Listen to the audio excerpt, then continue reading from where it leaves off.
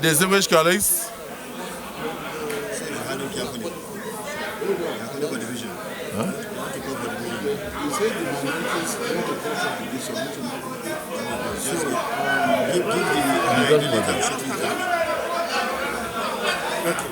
don't worry.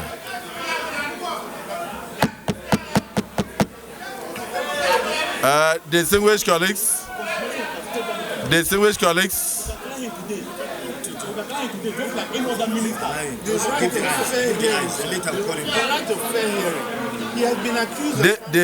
colleagues, speak from there, please. Distinguished colleagues, I will put the question again. The presiding officer must listen to the point of order. Order what?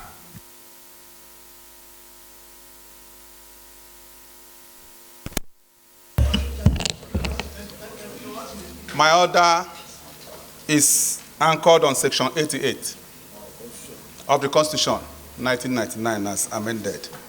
Can I take the leave of the Mr. President to retell, sir? Thank you, Mr. President of the Senate. My name is Darlington Nwokocha. I speak for the entire Nigeria, but Abia Central in particular.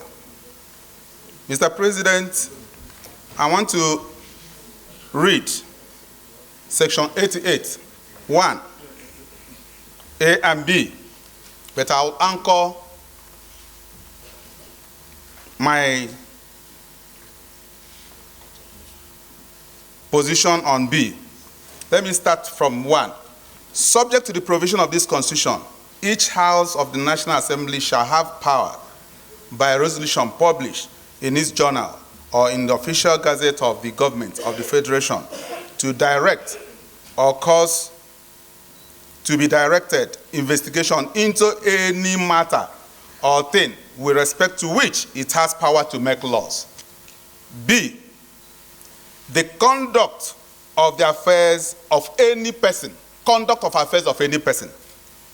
authority, ministry, or government department charged or intended to be charged with the duty of or responsibility for executing or administering laws enacted by National Assembly and disbursing or administering monies appropriated to be appropriated by the National Assembly.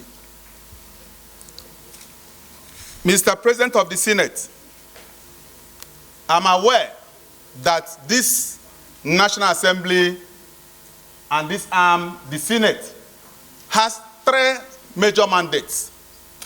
1, lawmaking. Secondly, oversight. And thirdly, representation. And I know quite well that what we are doing today is a continuation of what we did yesterday. And I'm happy to have the nominee here present. And he has said wonderful things, and which of them he said that he used instrumentality of law, which he is part and parcel of, to advance the cause of justice. And I know quite well as well that this House, or this Senate, usually uses the instrumentality of legislature to advance the cause of fairness. Mr. President of the Senate, I want to bring to the notice, because I've been a 2-time House of Assembly member, 2-time House of Rep member, and today a senator. And I was in the 8th Assembly of the House of Representatives, and the 9th Assembly, and today I am here. And I know that our rule book does not in any way exclude the continuation of free-will drive of one section to the other. Having said that, Mr. Senate President, I want to bring to the notice of this House that sometime in 2020, that an issue came up. And that issue was the public works program, we all welcomed it with open hands. Because this is something that will help our people.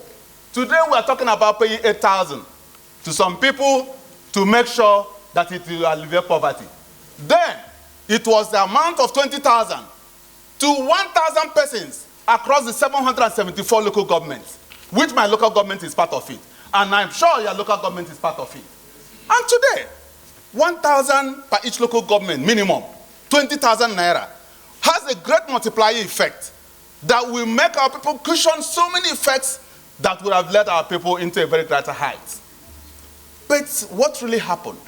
At a point, we wanted to carry out our responsibility, because if some people can use the instrumentality of law, which they find themselves within their confines of their own authority, to advance for all their justices, why can't we use the instrumentality of the legislature to support our people and help the populace, which we represent?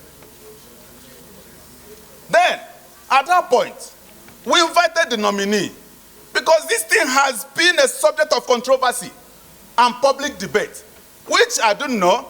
We wanted to know and give him fair hearing. Please tell us, because it's now within our own confines authority to know what happened to our constituents. Say, please come and tell us what really happened. What is the structure? What are the indices you are using to carry out these things? Because our people will hold us responsible and accountable. And when he was invited, what we are talking about is a 52 billion naira appropriation, and the right of appropriation resides on the legislature. That is our right. And I know quite well that the right of oversight resides on us, because we have to hold you accountable for whatever thing we appropriate to you. It is our right. Yes. And when he was invited, he expressly told us, to the public, that we want to hijack his role. That we want to blackmail us, that we are corrupt, that we want to hijack his role. And I know that he midwifed the process. Nobody's against that. He midwifed the process, and this falls within his own area of operation as the junior minister for labor and employment. Highly welcomed. And not only that, he went as far as in the public line to say that when he was asked, which indices did you use to gain this? He said, in quote, "They are not from the moon." That was too arrogant to answer Nigerians that way. Because we are talking about what we support and help our people. That is why we are here. Anything outside that, I will walk away from this chamber.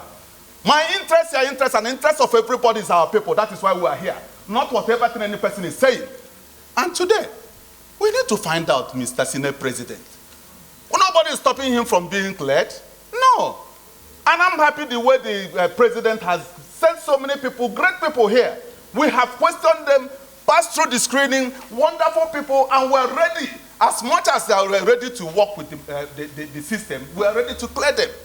But not on the grounds of putting something under the table, not granting some people fair hearing, because I would like us to grant him fair hearing, since he has been running away from it, for Nigerians to know what really happened. Because I wouldn't like any person to be holding that, because this thing has been subject of debate here and there. What happened to the 52 billion? What happened to the... But he is here, and it's our responsibility to find out. So, Mr. President of the Senate, I'm of the opinion, so strongly, that he has to tell us what really happened, but not here. We have to keep it down a little bit. We're not saying that we're not going to clear him. This is a house that can reconvert at any point. You can even call for an emergency and we'll reconvert. Because we would not like to what happened at the last administration, where some people felt that the president was in charge and so many other things were happening out there. We won't take it this time around. We want a situation, we hold you responsible from the onset. Since Mr. President has started showing us the right hand, we must follow along that side to make sure that we work with him in that right hand as well. Therefore, Mr. President of the Senate, I'm of the opinion that we hold this down a little bit, and I move a motion that we suspend forthwith this nomination and wait until when this is cleared, so that he can freely work in our environment and tell Nigerians, I have perfectly done well because this record has been put straight. That is my submission, Mr. Senate President. I rest my case.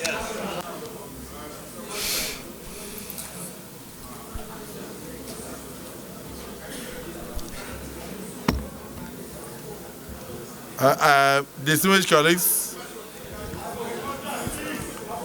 Distinguished colleagues, the point of order raised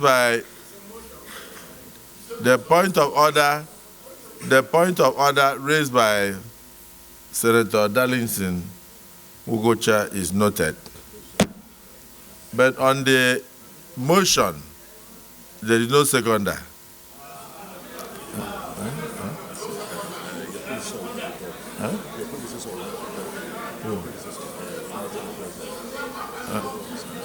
Okay, but let's find out first. Senator, there's a motion on the ground. If you want, you can second it and amend it, whatever. So if there is no seconder,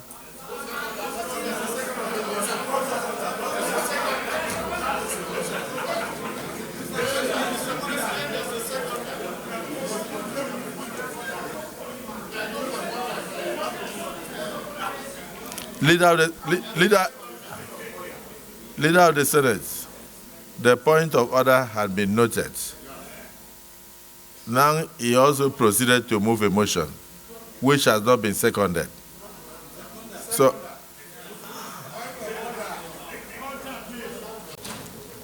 very ably moved by Senator Darlington Ugocha,